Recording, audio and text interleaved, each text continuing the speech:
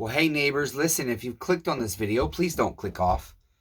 This is going to be one of probably 3 in the final videos of the Desi Saul series, in which this former drug addict rebuilds a 2 times cancer survivor's Stihl MS180 absolutely free. And we're also going to give him his bar and chain money back. Desi messaged me on Facebook real quick. Let me give you some background. I'm going to play a song, and then we're going to put the heart of the chainsaw back together. That's what this video is. This is number 1 in probably the 3-part of the reassembly, reassembling the heart. Okay, neighbors. Desi's survived cancer twice, and he messaged me on Facebook, and I thought Desi was a female. I really did. And he told me that he needed a bar and chain for an MS180, and I basically told him, this is what I have, and I also told him, hey, I got a stack of stuff. I didn't tell him, but when I found out he was on low income, I said, I got a stack of stuff. Just come down to the shed shop and help me find something that'll fit your saw, and if we find something, I'll give it to you at a really good deal. I was just going to give it to him free.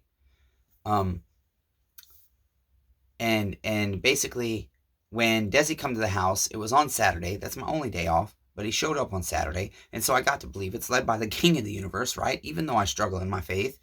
And basically, you know, Desi and I sat there and got to talking, and we tried to tune his saw up real quick, put a new air filter in it, a new plug and whatnots, and the saw wouldn't fire. The saw was given to him. It had a real good redneck ingenuity on it. I'll show you that later, neighbors. That's not important. I'll show you on the reassembly, because we got to find Desi a knob.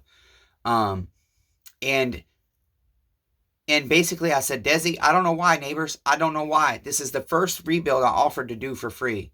And I've done several, and offered several more, unfortunately, since I offered this one. But basically, you know, I told him, I said, Desi, here's what I'd like to do. I said, I would like to fix your saw up for you and get it going, and I'd like to do it for free.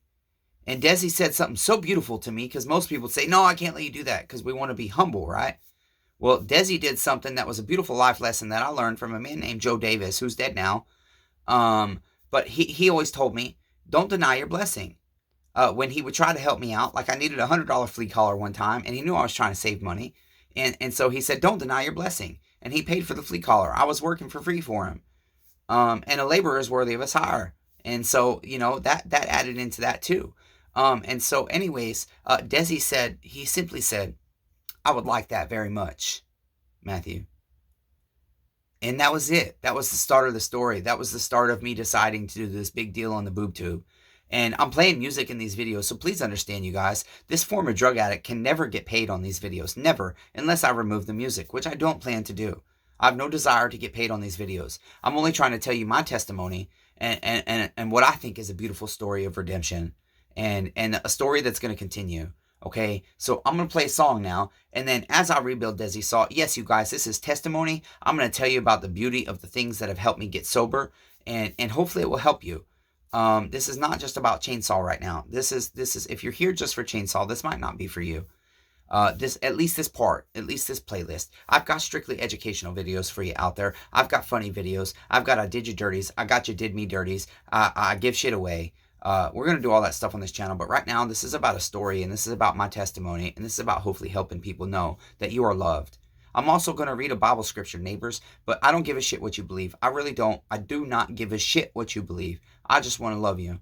I just want you to know you're loved, you are worthy, and your life has value, and I'm going to tell you why I believe at the very beginning. I was watching the series. I know why the very first video I shot for this series, that's what my emphasis was. So let's play this song, okay? And then I'm going to tell you that testimony part as we put together the heart. And this is going to be video 1. We're just going to put together the motor.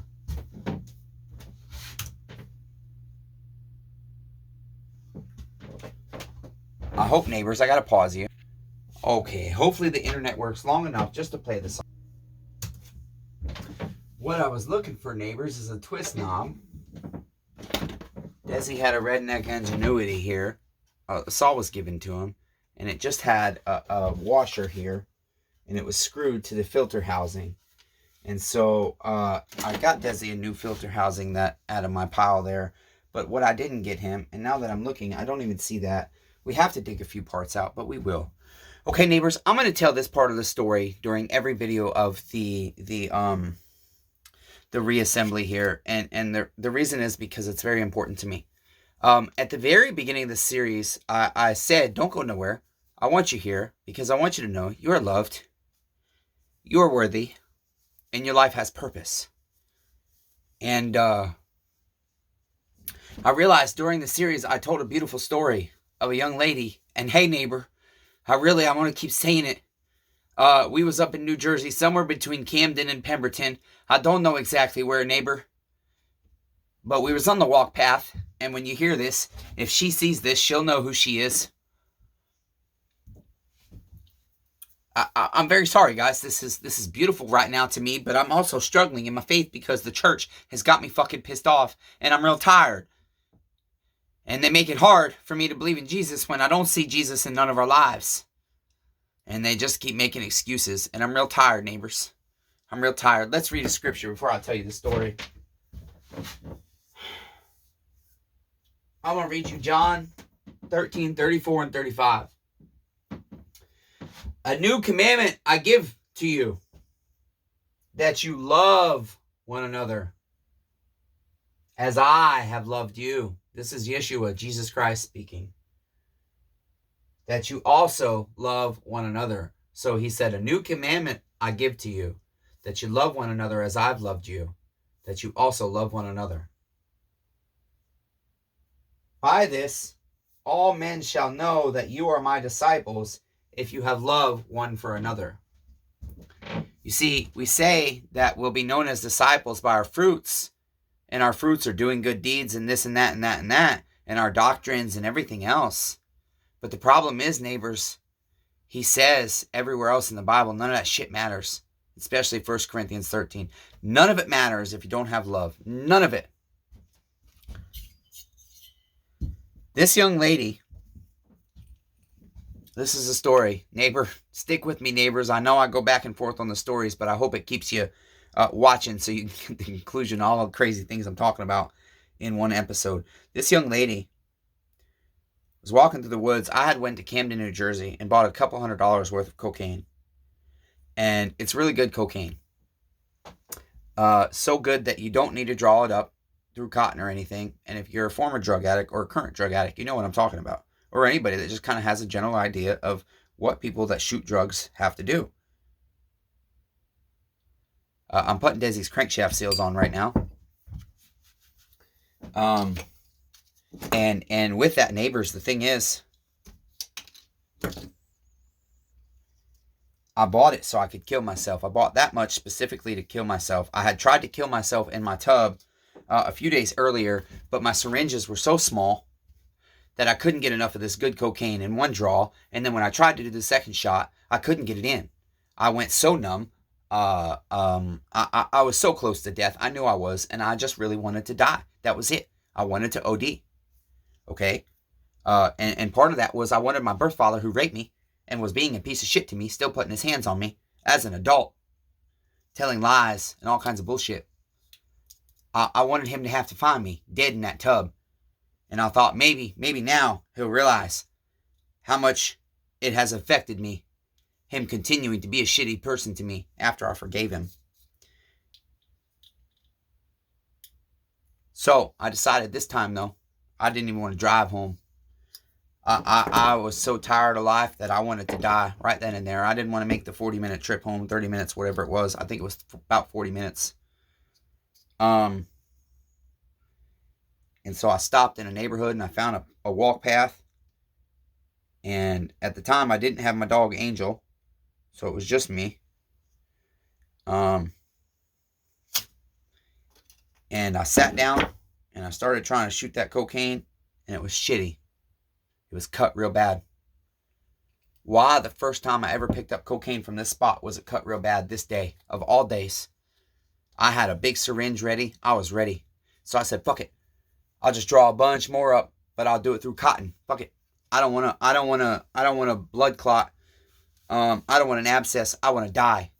So I keep trying to draw it up. I'm struggling. And all of a sudden this girl walks up right when I'm about to put the needle in my arm. And she looks down at me. And you guys, I really hope people are here. I really do. I really want this to help people. That's why I'm doing it in the middle of the damn night. I'm out here. I'm tired. I'm real tired. I was supposed to do this today, but I didn't. because the church distracted me. Calling me, inviting me to church and telling me, well, we'll just never get along. We just can't agree.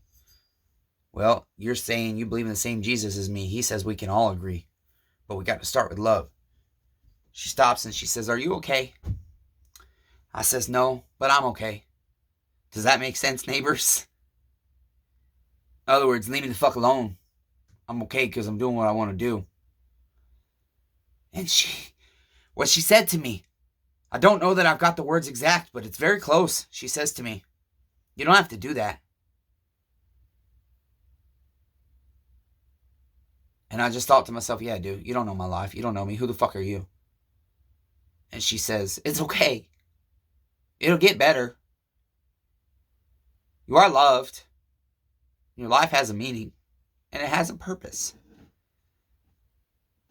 And I think I said something to her like, no, yeah, okay. If that's what you think. And she says, well, it's okay. I love you. And it's going to be okay. You don't have to do that. You're better than that. This girl doesn't know me, neighbors. She don't know me. And she's going to tell me I love you. You don't have to do that. Why ain't she saying I'm going to call the cops? You're doing drugs. That's what most fucking people would do. Or they'd say what she said and then turn around and call the cops and say, oh, well, I just called them because I was worried about you. No, I didn't leave them woods. I was there for another hour and a half hiding behind a fucking tree trying to die. And no cops never came. Nobody came. Nobody else walked by on that path that whole time. Nobody. She asked me before she left, she said, can I give you a hug? And I denied my blessing. I said, no. And I love hugs, especially from beautiful women. But I said no. And she said, okay, that's okay. She says, just know that it's going to be okay. And I love you. You don't have to do that. And she went on her walk. She just moved along. And you know, you got to wonder, does she believe in the King of the Universe? Was she praying for me? I don't fucking know. I can tell you this much. I'm struggling right now, neighbors. I'm struggling because my biggest problem is always there's no love, damn it. The church wants to say, well, we're doing the best we can, blah, blah, blah, blah, blah, blah, blah. And I keep saying, King Jesus, if you're there, why is the church so dead and asleep? Why don't we love each other? Why, neighbor Jesus? Why? Why don't I see you in other people? But I see tiny pieces of him in people, you see? Tiny pieces, though. I'm looking at Desi's heart. And I cleaned his heart up real nice, I hope. We put new bearings on, aftermarket. These are CCEB brand. It's the only one aftermarket I could find for the 170. And they seem good. They seem good. I hope they are. But Desi's just right around the corner. He's only a couple miles, so I can do that and know that I'll fix this all for free again if this shit breaks. Because the church should be out helping him so the man doesn't have to get a chainsaw to take care of his shit. He's disabled. And he's low income. Where the hell's the church? I got to wonder that, you know? Neighbors. But anyways, and so here's the thing, neighbors. I had somebody call me and invite me to church today named Mike. I was finishing up, or I was working on John B's 017 or MS170. And I was working towards, I'm going to turn you down. You guys can watch what I'm doing while I talk. There you go, neighbors. That's a little bit better view, huh? You can just kind of see what I'm doing.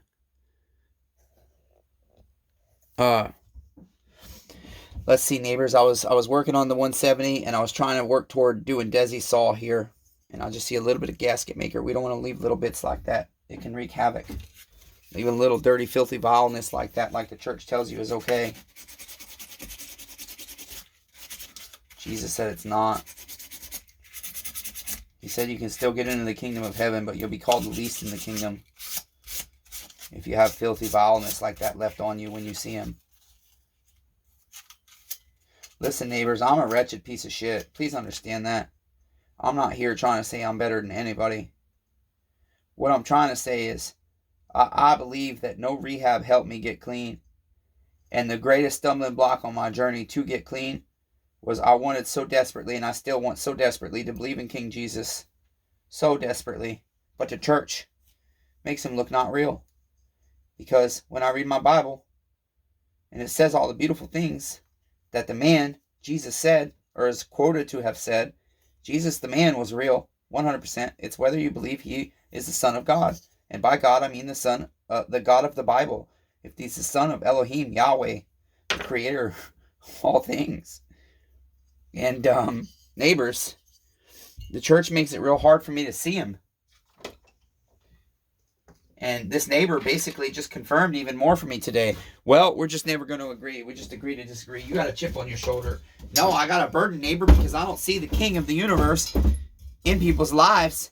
And it says in this Bible, those that profess him, I should know by their fruits. And by their fruits to me is the greatest is love. He says, without love, no doctrine, no deeds, no nothing matters. If you don't love your neighbor and you don't love Yahweh with all your heart, all your mind, all your strength, then how can I believe in Jesus if I don't see that in people's lives? Because he says it's very possible. I mean, I just don't understand. Are people not, is the church not reading their fucking Bibles? It frustrates me so much, neighbors. Why? I wanted this to be a beautiful put together, a beautiful assembly without vulgar language, without any negativity. I just wanted y'all to see the beauty of that I believe the king does in my life. And this is his channel. This is his saw. This is his shop. If he's real, this all fucking belongs to him because I gave it to him. Okay, neighbors, you got to understand that. Coming on the internet, doing all the things I'm doing, I could very well lose all of this. And so, neighbors, this man saying the same things that everybody says, I want to invite you to church. Well, if I have a problem coming to church, neighbor, come out to my house and have church with me in my yard. But you want to say I got a chip on my shoulder and we just never agree. And then you want to profess the king of the universe and that you're in love with him. And you want to say we're all bad human beings, but we're just striving to be better. Well, I'm tired of striving, damn it. Why can't we just be better? If you're going to believe in the Bible, if you're going to profess the Bible and say you believe in the Bible, well, then you can just be better because he says you can. But people want to say that's not what he said. Okay, neighbors, I don't have the tiny ring compressor, as I said with John B. saw. It's a little bit different getting these in with the 170 than it is the 180, but I got a very clean screwdriver, and I'm going to wipe it off even more just to be sure. And I'm just going to press my rings in here. I got to take my time on this. And the light is terrible. I cannot see under artificial light. I wonder why.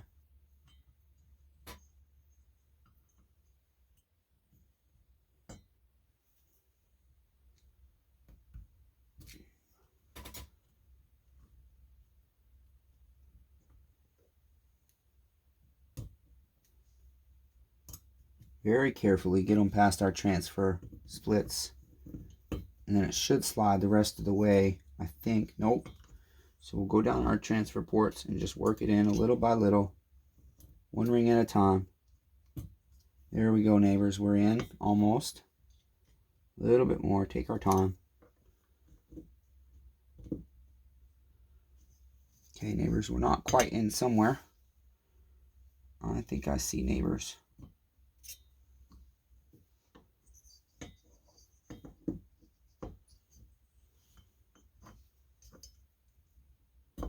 Here we go, neighbors. We got Desi's heart. We got Desi's heart inside of his temple. Now the problem is, neighbors, we're going to show you how to rebuild a carburetor also. So maybe this is going to be 4 parts because we're already at 23 minutes. So basically, neighbors, what I know is that I was vilely addicted to heroin, horribly. I wasn't like a lot of heroin addicts, and I hate saying that, but I really wasn't. I've never really been like a lot of people. It's always confused me. Why don't I fit in? Why am I not like them? Why don't they like me? Why do they think something's wrong with me when I'm just trying to be nice and love people? Even as a kid, that was always my problem. Always confused me. I never understood why people didn't like me even though I was nice to them. Well, Jesus said, the world has hated me, they will also hate you. But you see, people aren't hating the church. Why? Well, some people are. That's what that pastor's trying to say, or that neighbor Mike was trying to say today. And not neighbor Mike that has the saw here. Please understand, neighbors. This is first name basis, and I deal with a lot of neighbors. And so you'll hear a lot of first names that repeat themselves, and it's hard to clarify by last names. This guy's last name is Mike Adams. He does not have a saw with me. He goes to the Baptist church up on Commerce Street in Lewisburg, Tennessee. If you want to go find out who he is. I don't know. I've never met the man. He just invited me to church. That's all he cared about. Hey, we want you to be a member of our church. Come tithe. Give us money, damn it. And if you're not a member, we can't help you. Okay, neighbors, now that I've got my sealing, my moto seal, I'm going to, ooh, darn. I might have just made that ring protrude. I got to make sure I didn't. Okay, I think it's okay. I'll check it after I set this down, though. I got to really inspect that. We got to make sure that ring didn't have a protruding lip.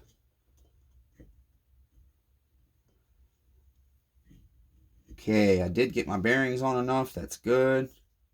Back my seals out past their little grooves here. Set that down in there. Making sure not to mess anything up. I'm just going to set these and push it down real hard and kind of get an idea of where these need to be roughly. And now I've really got to check this one. We want to make sure that spring didn't pop out and our lips didn't protrude at all. I believe it's okay. I believe it's okay, neighbors.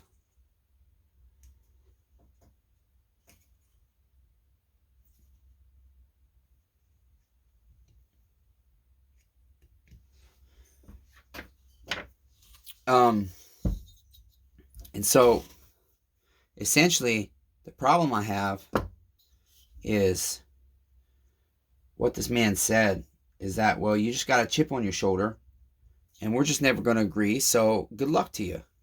That's basically what he said. He didn't say, oh, neighbor, sounds like you're really struggling. Let me come out to your house and help you. He didn't say, oh, neighbor, you know, I know we don't agree right now, but let's get together and have coffee. I don't like your language, but the Bible calls me to love you perfectly no matter what. No, he just did what the fucking church does, and that's why nobody believes in Jesus. Okay? Nobody truly believes. People say they want to believe. I think so many of us are desperate, neighbors. I'm desperate. He has to be real. If he's not, then what the fuck got me sober? What makes me feel loved when I'm really, really struggling? I struggle to see him. What's getting me by, neighbors? You know, it just can't be coincidence, neighbors. I mean, I don't believe in coincidence. I don't believe we're stardust. And if it's not Jesus, then why, when I'm praying to Jesus, does it seem like Jesus is leading my life? I don't know, neighbors. Why am I on here worried that my secular neighbors will feel like I'm thumping them with the fucking Bible when I can't stand Bible thumpers? I don't know, neighbors. I don't go to church, neighbors. I have church with King Jesus in my shed. That's where my church is. I have church with him when I'm in the shower. Yeah, even when I'm jerking off, neighbors. There's a confession for you. I'll talk to the King of the universe. Say, I'm so sorry, King, but I'm lonely. Damn it. I wish you'd bring me a wife, but I know I'm not worthy. Because I got temper. And no woman can love me through my temper. Only King Jesus can. Why, neighbors? Why is that? I don't know, neighbors.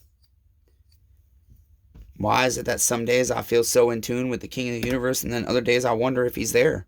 I wonder if he's real. I doubt my faith. Why? I think a lot of it is because of the church.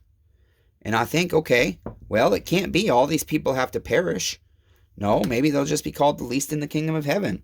It says there's the greatest, the least. It says there's layers. I don't quite understand all the doctrine. I'm not here for doctrine. I don't give a shit about that.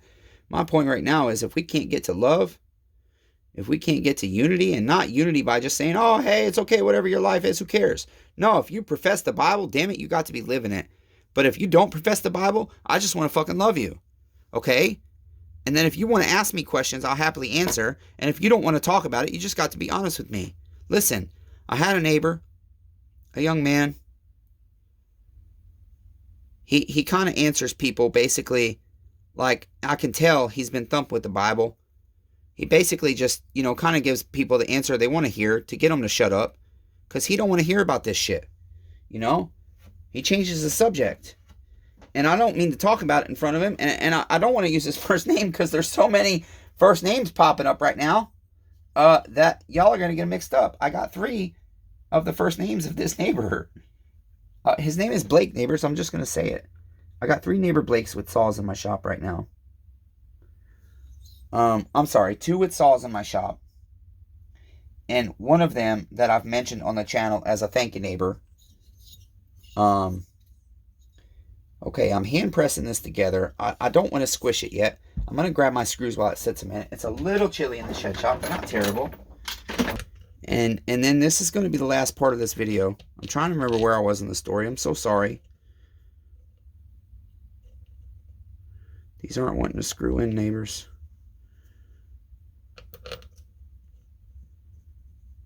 Okay, there we go.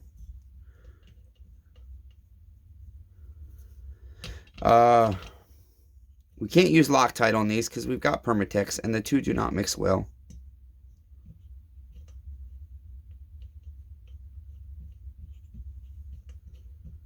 This is not wanting to go.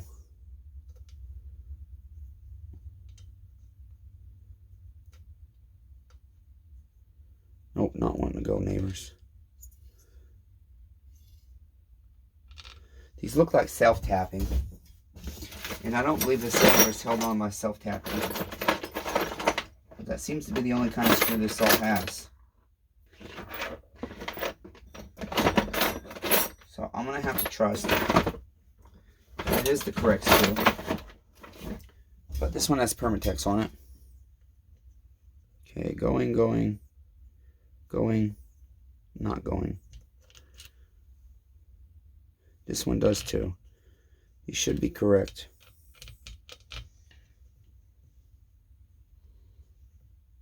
I'm not sure why it's not threading, neighbors. I'm going to take our drill on a low setting here.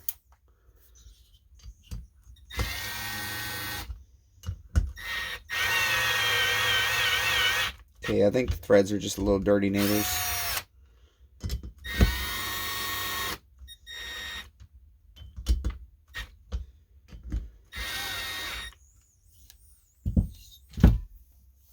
Okay, we've got Desi's heart put back together. We've got to get his intake boot on before we put the saw back together. I think I had to get Desi a new intake boot. I got it bagged somewhere over there. I remember seeing it today. So I have to get that out because that's got to go on over here before we put this back on our saw. Now, I've just snugged those for a reason, neighbors. I'm going to let it sit about 5 more minutes. That's the way I like to do it. This one's got to go down a little more.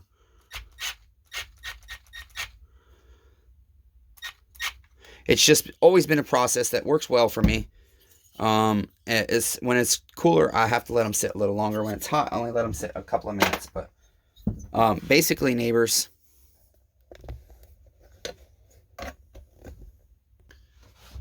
I have kind of lost track where I was in the story. I'm so sorry. I'm just very tired of the church not emanating the character of Christ that the Bible says they're supposed to. And that includes me. I've asked him why. Why am I not changing? But I have seen major drastic changes in my life. And I can't give you the full answer as to whether that's King Jesus or not. I just believe it is. Some days I struggle. Y'all will see me. That's why I'm putting it out on his channel. I want anybody else that's struggling to see my struggle, because I believe confess your sins one to another, carry each other's burdens, is not just going to church and talking about the Easter Bunny and putting our kids on Santa Claus's lap. And we're going to talk about that kind of stuff too, because it's a problem. It's dirty, filthy, vile lies that we justify. Okay, so that's going to be it for this episode of Desi Saw story, former drug addict rebuilding a cancer survivor's MS180. This is going to be part 1 of probably 3 parts, maybe 4 parts of the reassembly. Okay, neighbors, and I hope redemption shows through, because I'm nasty, I'm messy, I'm vile, I'm filthy. But I don't just say that. I tell you why I am that way. I tell you what character flaws I have that make me that way. Because I believe when I confess them to you and I put them out here on the internet, even if nobody's watching them, I watch it. And it holds me more accountable. Okay? And y'all might think I'm crazy, but I see the King of the universe talking to me through me. And if I am made in his image and I'm called to be one with Yeshua HaMashiach, Jesus Christ, be one as my Father and I are one, The Bible says we can be one with him. We can be in unity with him. And if we're all in unity with the Holy Spirit, right? The great comforter that Jesus says he'll send us in John 16. Yeah, I read my Bible, church. I don't know it perfectly, but I read it. I read it enough to know the basic storyline and understand it enough. And I have several scriptures memorized that just stuck to my heart. And then I have others that I committed to memory. Okay, so please stick around for part 2. And hey, if anybody is watching this, you are loved. You are worthy. And your life does have purpose. No matter what. And if you're struggling, you just comment. Or you can private message Chainsaw Redeemer. You can even call Chainsaw Redeemer. I hope it's not backwards on your screen, neighbors. Okay? There you go, neighbors. It is backwards. I'll flip yours. There you go, neighbors. Okay? If you're struggling, Chainsaw Redeemer ain't perfect.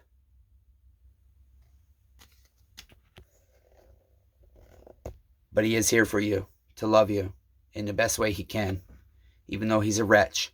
He won't beat you with the Bible. He don't give a shit what you believe. Because it don't matter what you believe if I can't love you.